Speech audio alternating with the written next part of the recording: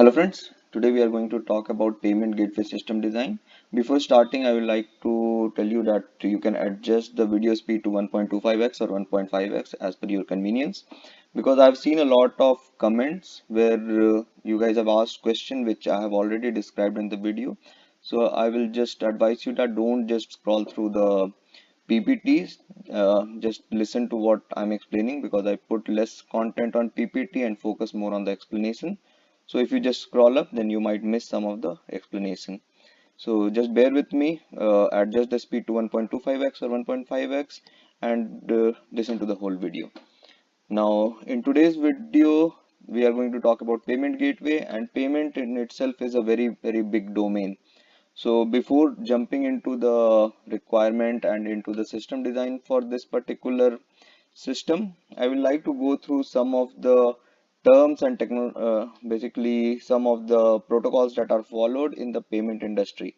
So I will share the content. There is a timeline below. So if you already know about the domain, you can skip all these and move to the system design part.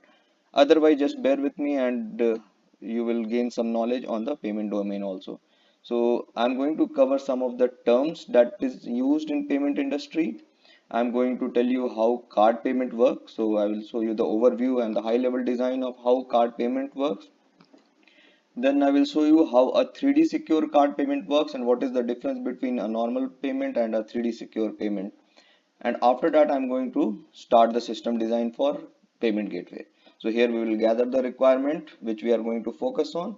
We'll have some design consideration, that what all things can be included as part of this particular system design.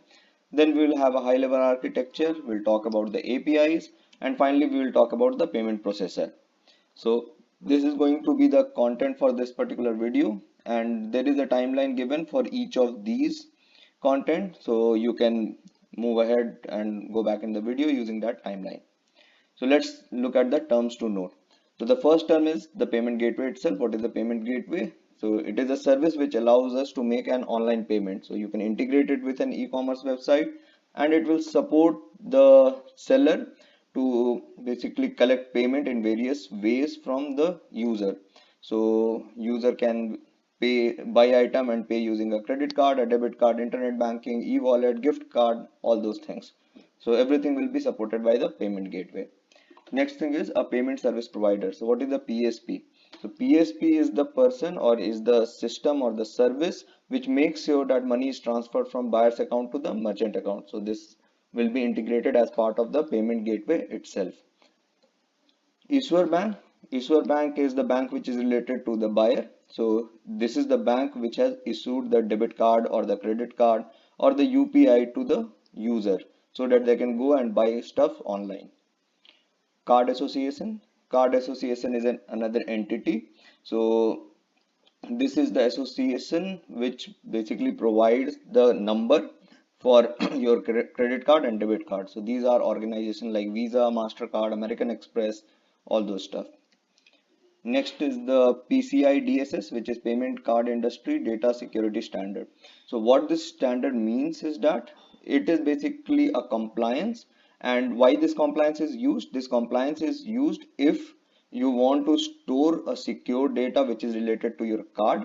So if you want to store the card number, the expiry date, and the name of the person for whom the card has been issued, if you want to store that into your database, you need to be compliant with this standard. So all the payment gateways should be compliant with this PCI DSS standard. Other than payment gateway, even e-commerce site like Amazon, Flipkart, they are compliant with this standard, and that is why they are able to save your card on their website itself, so that you don't have to enter the details every time when you make payment. Next is the acquiring bank. So acquiring bank is the bank which is associated to the seller side. So you can think of the acquiring bank as a ePOS machine. So when there was not an online payment, or now also when you go to a shop and you want to buy some stuff using a card, so you will basically give the card and the seller will use a POS machine. So that POS machine is issued by some bank. So similar to that, the payment processor is also issued by some bank, so that you can consider it as an ePOS. So that is the acquiring bank. So acquiring bank comes into picture on the seller side. Now 3D Secure, so this is a protocol which was initially defined by Visa and now it is used by all the other card association and it is used for added security. We will talk about it in detail in the section where we talk about how you make a 3D Secure card payment. And finally ISO 8583. So this, what is ISO 8583? So this is a switch message format. So when you come to payment industry and you want to make some payment, so a normal JSON message or XML will not work. All the payment messages are done in a ISO standard way, standard format way. So this is nothing but a message format which is defined by which is defined in the payment industry, and you need to basically, whenever you make a card payment, you need to send the message to other party in this format itself. It will not support JSON, it will not support XML. So these are few terms that will be used throughout this particular video. Next is we'll talk about how the card payment works. So for card payment, there will be a UI where your details will be captured. So this UI can be on the seller side or like Amazon or Flipkart, or it can be on the payment gateway side. So payment gateway also can expose a UI if the e-commerce website is not PCI DSS compliant. So in that particular case, in the payment gateway's UI, you will enter all your card detail. Once the card detail is entered over SSL, this is sent to merchant's application.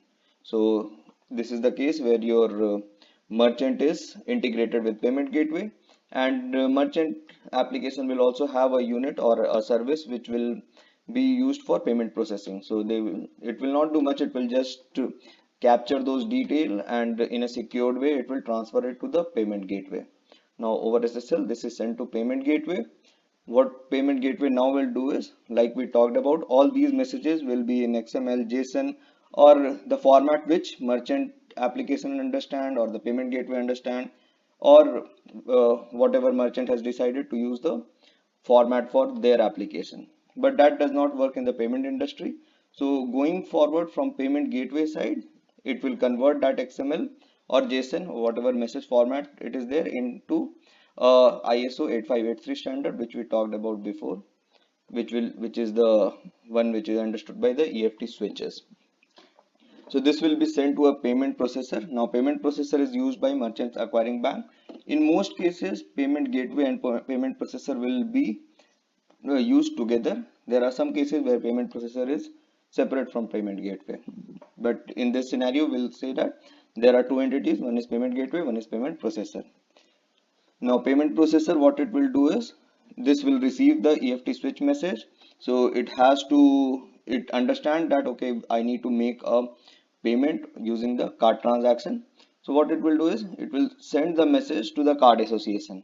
So card association are the entities like Visa, MasterCard, MX, and they will, now what they will do is, they will receive this message and they know that which particular card number is associated with which bank. So suppose you have a card number like 426345550, something like this. So card association has a directory and there they know that which set of number has been issued to which bank. So they know, suppose you get the number like 42365543. So they know that this has been given to HDFC Bank. So what they will do is, they will redirect the request to the issuer bank, which is the HDFC Bank. So card association will make the call to the issuer bank, or it will not make, it will redirect the message that it has got to the correct issuer bank. Now issuer bank, it will make the transaction or it will verify the transaction, whether the card is valid or not, whether it belongs to the correct user, whether the CVV given is right, whether the PIN given is right. All those authorization will happen, and then it will check whether there is a balance in the account for the given payment or not. So if everything is successful, then issuer bank will authorize the payment and it will deduct the balance and it will send a message back to card association saying that, okay, I have received the payment and the transaction is good. And then card association will go back to payment processor, go back to payment, and finally the sale will be done. So this is the overall picture of how the payment happens. Now at any point, if there is a failure, suppose it fails here or it fails here, then the same has to be handled by payment gateway using payment processors. So we'll talk about all those things also in the coming part of the video. Now we'll move on to how a 3D secure card payments work. So what is the difference between a normal payment and a 3D secure card payment? So for the 3D secure payment part, till here everything is same, till payment gateway everything is same. Now 3D means that there are three domains involved. So what are these domains? So the first domain that will come into picture is the acquiring domain, which is on the payment processor side with the uh, basically with the acquiring bank. So this is nothing but a small plugin which will be given by the acquiring bank, and this domain comes with a small piece of software, and that software is used for encrypting the message and decrypting the message also. So all those we'll talk about how all those works in the coming session. So what you need to understand here is that once the payment gateway receives the ISO 8583 message, what acquiring domain will do is it will now convert it into a secured message. It will encrypt it, or whatever is the logic that has been written for that particular piece of software. So it will do its job, and finally it will send the message to the card association. So here the seller domain will send the card detail and to the interportability domain. So what interportability domain is that? On the card association side, we have a interportability domain, which is nothing but a set of directory. So what it does is it will make a check there that whether actually a issuing bank is existing for the given transaction or not. So it will have a directory from where it will check, and if the card is fake or it is not valid, not valid in the sense that maybe it has expired, so in those situations it will not even go further. It will basically come out from here only saying that the card is not valid and the transaction has failed. So that is the use of interportability domain. Now if the card is a valid one, then in that particular case this interportability domain will send a response back to the acquiring domain saying that it is success, and it will give you a URL which will be for your access control server. Now access control server is the server which is on the issuing bank side. Issuing bank is the bank which has given you the card. Now if the card was valid, then interportability domain will have the URL of the relevant access control server. So it will give that server detail and the URL to the acquiring bank, and now the payment processor can make the request to the issuer with this access control server link, and it can send or receive the secure message. Now this secure message is whatever the encryption logic has been used by the acquiring domain, and it will send the actual request, which is the card detail with CVV, PIN, everything, to the issuer bank. And here in the access control server side, again there is a piece of software which is running which can decode this message, and it will do the authorization. So once the authorization is done, everything is checked here, and if the payment is successful in that case, or even if the payment is failure, in that case it will be sent back to the processor with a code, and that code will tell us what is the reason for failure, or if it is a success, then the transaction is success. Now from here the same request will follow. It will go to payment gateway, and if the payment is success, then the same will be displayed, that order will be placed in merchant's application. Otherwise a failure message will be shown that the payment has failed and what is the reason for failure. Now in this whole scenario, this whatever is given in the yellow bordered line or the box, this is the actual payment gateway. So this payment gateway that is written here is that it's the UI ingestion part, and I have just shown for explanation purpose that payment processor is a separate entity, but it can be integrated as part of the payment gateway itself. Now if you are clear on this part, we'll jump into the requirement and quickly look into the system design for payment gateway. So first we have the functional requirement. The first requirement is that it should allow multiple ways of payment. What it means is that it should allow card payment, it should allow UPI payment, it should allow internet banking payment, maybe gift cards and all those things. Then all the payment details should be secured. Your transactions should be secured. It should avoid double payment in case of failure or retry. It should not happen that the issuer is charged twice or the buyer is charged twice, which will be a very bad thing. The response should be fast. So all this process that is taking place, it should happen in like a matter of seconds. And the payment gateway should handle the timeout and failure. So it should have some mechanism of retry if the transaction is timed out or if it's failed in between. And on the non-functional side, the system should be highly consistent, it should be highly available, and it should be highly scalable. So we are okay to give away the partition tolerance. So we cannot give away consistency. It cannot be like the system is eventually consistent. Here we want a hard consistency. System should always be available. Why it should be always available? Because if it is not available, there will be failure in transaction in between and no one is going to use it. And it should be scalable because going forward, if it is a success, then more people will come and use it. Now we'll look at some of the design consideration for this particular system. So what all things we should consider? First is the multiple subsystems to handle different kind of payment. You should not burden one module of your application to handle all the payment. You should have like small service to handle a simple or a simple transaction or a simple payment type, like one service to handle or one API to handle your card payment, another API to handle internet banking and UPI, because all these three are not related. So different types of payment will follow a different procedure, and that is why it should all be decoupled. Next is secure your payment detail. Now, since as part of your payment, you are going to store the data or store the transaction in your database. So that is why it's required that you secure the payment detail. So if there are some PII which will be there, like the card detail, the account detail and the seller detail. So all these details should be encrypted. You can use any tool for that purpose. Now, whenever you are sending the transaction, you should use SSL. In this particular scenario, you cannot send it in a plain text way. Now here, consistency and availability should be chosen over partition tolerance. And like I told that, it's okay, we don't want multiple copy of the transaction, but the transaction should be consistent and it should be highly available. And there should be some way in which if there is a failure, we should be able to handle that and avoid the duplicate payment or the loss of money for the buyer or the seller.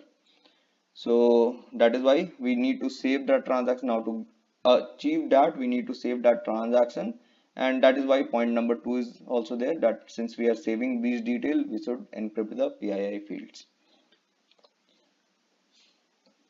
Next is that the system should be scalable, because we will handle like 10 million kind of transaction in a day. So let's look at the high level architecture for this design. So we have a seller's website. From seller website, we will get the detail, or the seller, either seller will send the card detail to us directly, or it will send the request to payment gateway to expose the UI to the buyer so that they can enter the card detail there. It can be in two ways, one of the two ways. So once we have exposed the UI or the seller has sent the detail to us, what we need is we need an ingestion system where we need to ingest the payment that is coming through. So we'll get the payment. What payment ingestion service will do is it will ingest the transaction. It will save the transaction in our database. Now to save this transaction, we need a transaction ID generator. What this transaction ID generator will do is it will create a unique ID which will be associated to this particular payment. Now since it is associated to this particular payment, anytime we have to retry or some failure happens or we need to debug, so we can use this ID to track this whole payment, because in our scenario we'll send the request to outside and from outside we'll get the response. Outside means if it is a card transaction, we are making a call to the card association, we are making a call to the control access control server also of the issuer bank. So everywhere this transaction ID should be used for tracking of this transaction in an atomic way. So once we have the transaction ID generator, we will save the detail in our database. So database, how we will save the detail? We will save the transaction ID and the other payment detail. Now the other payment detail comprises of the type of payment that we are getting from seller's website, whether it is a card payment or internet banking payment or UPI payment. So the second column can be, first column is your transaction ID, second column can be your type of payment, Then you will have another column which will store the ID of that payment type. So if it is a card payment, you need to store the card number. If it is internet banking, then you might need to store the internet banking user ID. If it is UPI payment, you need to store the UPI ID. So one column will be for that. Then another column you need to save the your amount. What is the amount of this particular transaction? Then you need to store this transaction belongs to which merchant. Basically, when clearing happens, which merchant bank or which merchant account should be credited with the payment. So that detail will be required. Now, when we consider all these scenario, we see that the data that we are getting is very structured.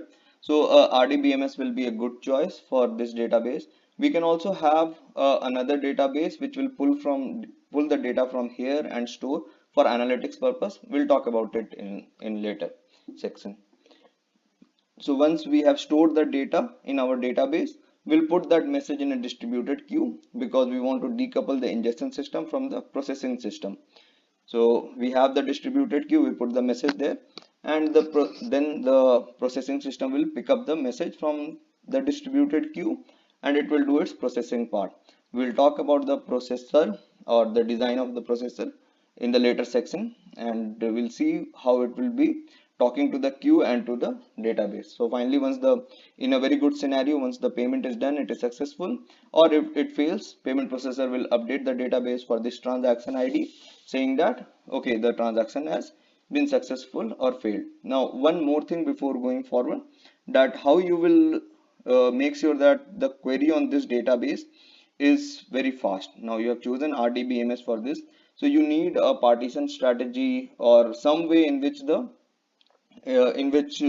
you can basically speed up the query, because you will be getting so many queries every second. So one good way will be that you partition all your table based on date. So every day will have one partition. Now you can create a sub partition for your RDBMS. That sub partition can be based on the type of the transaction. So there will be one sub partition for the day for UPI payment, one sub partition for the day for your card payment, and so on and so forth. So those can be list partition, date can be a range partition. So that will be a good strategy, so that when you query, you will be basically pruning the partition and picking up the data from the individual partition. So if you don't have the knowledge about partition pruning and all, don't worry, we'll discuss it in some other video when we talk about the database partitioning and all those strategy. You can just have a look on the Google and you will understand. Partition pruning is basically when you pick up the data from an individual partition rather than scanning all the partition of the table. So that will be a good thing for all the queries, and you will get a efficient query mechanism here. So this is overall architecture of the payment ingestion. I have not talked about payment processor also, because we will break down this payment processor system into smaller component going forward. Before going to that, we'll talk about some of the APIs which will be relevant to payment ingestion and payment processing. And sorry, before that, there is an analytics service also. So why we need an analytics system here is that it can talk to the queue and it can also pull some data from this database. Or a better way will be that there can be a service, a separate service which will pull the data from this database, not required in a real time, in a non-real time system also. And what it will do is it can put it in some other database, which can be RDBMS or it can be a NoSQL database also. A NoSQL columnar database can be a good choice if you want to perform analytics like handling the failure scenario. So if you pull all the detail from this database where there was a failure for a particular type of card transaction or a internet banking transaction, so what you can do is the analytics system can compute a stats that okay, if the transaction was coming from Visa card, X percentage of transaction failed today. If it was coming from a UPI payment, Y percentage of transaction failed today. Now these analytics can be sold to the seller, which is Amazon or Flipkart, where what they can do is they can showcase the same data to the user during payment time, and they can say that okay, whenever someone has made a payment in past 1 day or 2 day, with using this Visa card, the failure percentage was this much. For UPI, it was this much. For internet banking, it was this much. So that can basically help the user to, or the buyer to take a informed decision that, okay, do I want to make a card transaction or shall I make an internet banking transaction? So that is where the analytics will come into picture. That is one part of the analytics. So if you want to do that, a columnar database can be very helpful because it will have you can have similar kind of column families there. For one family can be for internet banking, one family can be for your card payment and all those things. So next, look at the relevant APIs that is present. So for payment in JSON, the first API will be you get the form for card payment. So if the seller website is PCI DSS compliant, in that case they will send a request to payment gateway, and they will say that I want the detail. If the payment if the seller's website is not PCI DSS compliant, in that case they will send a request to payment gateway saying that I want a form for the card payment. So card payment form, this API can expose a UI to seller's website. So there they can show a form which will have the data to be filled to capture the card detail, expiry date, CVV, name, all those things. Once we got those details, you need to post the request for the card payment. So what this API will do is it will start the ingestion for card payment, it will store it in the database, and finally it will put the request in the distributed queue also.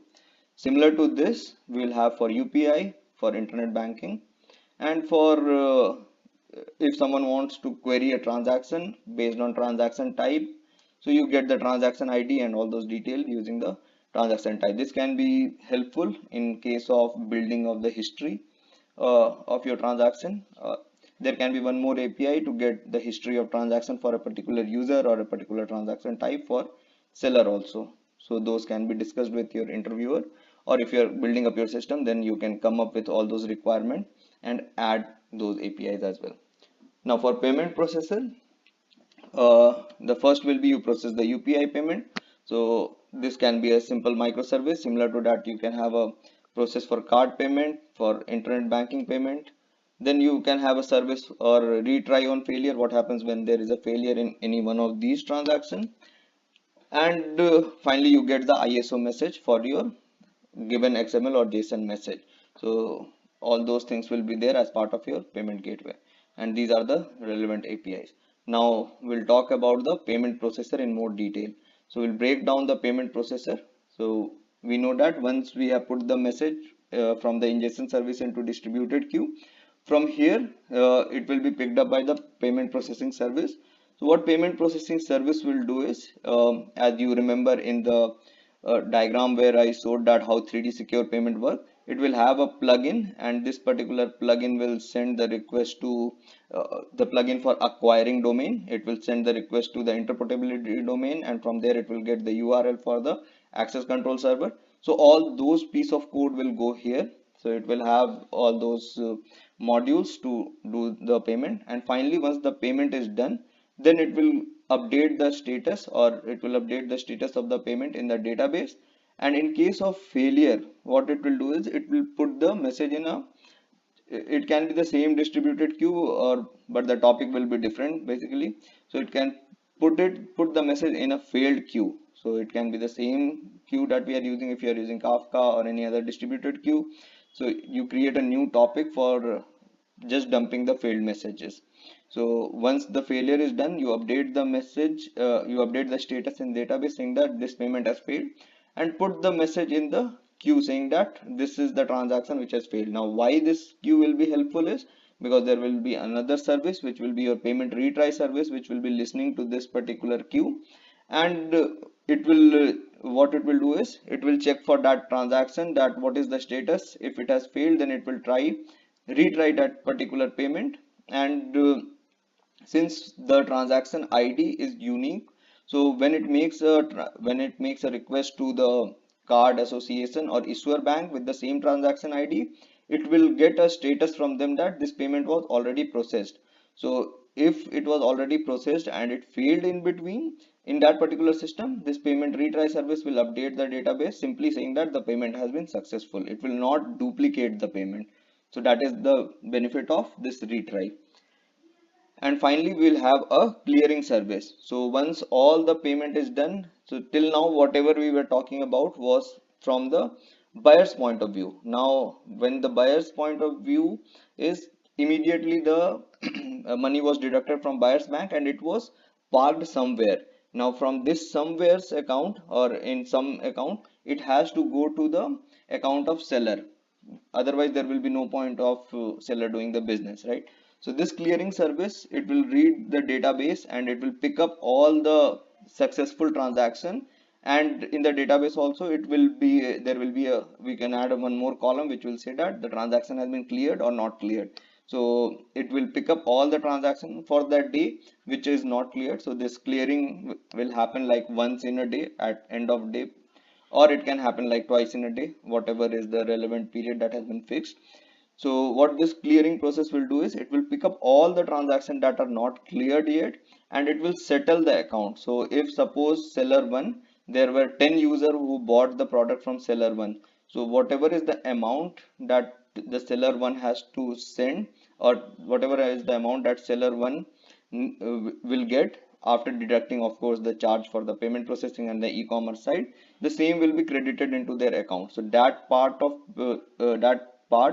of handling will again be done by clearing service. So clearing service will again follow the same procedure which we were using for card transaction, only this time it will use the internet banking facility or the clearing house facility. So that is another complex topic to discuss, but at high level you can understand that uh, initially when the money was deducted from the buyer's account, it was parked into the account which was owned by acquiring bank of the seller or the merchant basically, which in this case is Amazon. Now when clearing happens, the money will be deducted from the acquiring bank's account and it will be sent to each of the individual seller. So that is where the payment clearing service will come into picture, and it will be part of the payment gateway itself. And if this transaction has failed, the same logic will apply. It will put the message in the failed queue and a retry will happen. Now again, for the clearing service, I missed one box here, which will be a transaction ID will be generated for clearing. So this transaction ID will basically map all the transaction that happened for that seller on that particular day, or whatever is the clearing time, so for that particular clearing time. So this is the overall picture of your payment processor, and this will be integrated with the payment ingestion, and overall it makes up the payment gateway. So I hope the explanation was very clear. If you have any doubt, put it in the comment section. And if you have reached here, do like the video, do subscribe to the channel